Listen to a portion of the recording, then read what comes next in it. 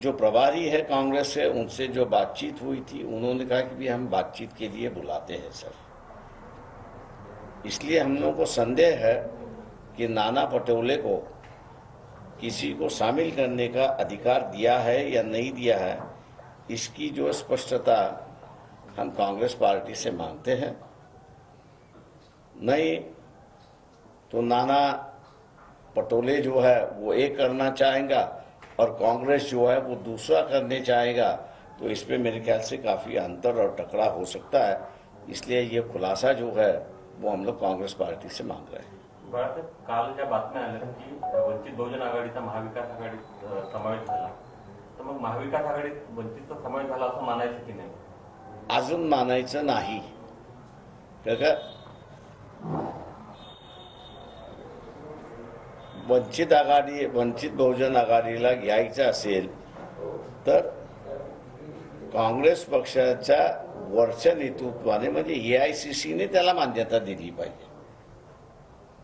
एआयसीसीची मान्यता आहे की नाही हेच आम्हाला असताना माहीत नाही। नाना पटोले फक्त असताना पत्रव्यवहार त्या ठिकाणी करतात, पण आम्हाला असताना सांगण्यात आलं होतं की अशोक चव्हाण आणि बाळासाहेब थोरात हे महत्त्वपूर्ण आहे, ते निर्णय घेतील। त्या पत्रावरती असताना बाळासाहेब थोरात आणि अशोकराव चव्हाण यांची सही नाही आहे।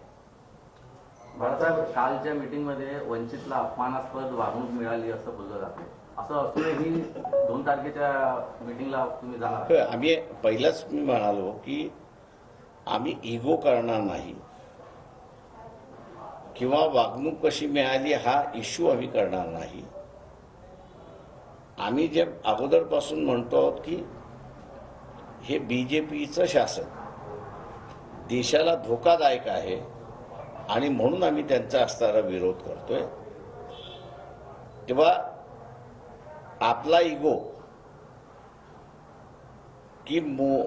की आरएसएस बीजेपीचं सरकार न येणं याचं प्रायोरिटी आपण जर पाहिली तर आम्ही असणारा आरएसएस बीजेपीचं सरकार न येणं याला आम्ही प्रायोरिटी देतो आहोत। भारतात ज्याप्रमाणे काल आपण एकनाथ शिंदेला ऑफर दिलेली आहे वंचित सोबत यायची, अशी काही ऑफर बीजेपीसाठी आहे? आमची ऑफर एकनाथ शिंदेसाठी आहे आणि त्यांच्या शिवसेनेपुरती मर्यादित आहे। एवढं सुस्पष्टपणे तुम्ही सांगितलेलं असताना नाना पटोले यांच्या संदर्भातली भूमिका आहे त्याच्या आधी पत्राच्या संदर्भात घेतली गेली होती, हे असताना कालच्या जे तुम्हाला निमंत्रणाचं पत्र आहे, समावेश झालेलं पत्र आहे, त्याच्यावर नाना पटोलेंची सही आहे, नेमकं काय गोंधळ काय चालू आहे?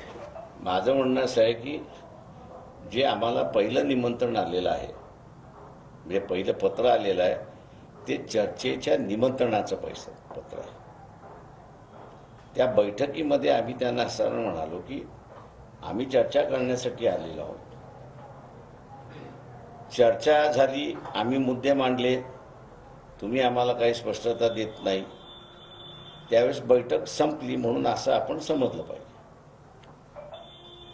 आणि मग तिथे आम्ही असं म्हटलं की यापुढे तुमच्याबरोबर आम्ही बैठकीमध्ये कुठल्या हक्काने यायचं याचा तुम्ही खुलासा केला पाहिजे। तुम्ही निमंत्रक म्हणून आम्हाला बोलवणार की घटक म्हणून बोलवणार याचा खुलासा झाला पाहिजे।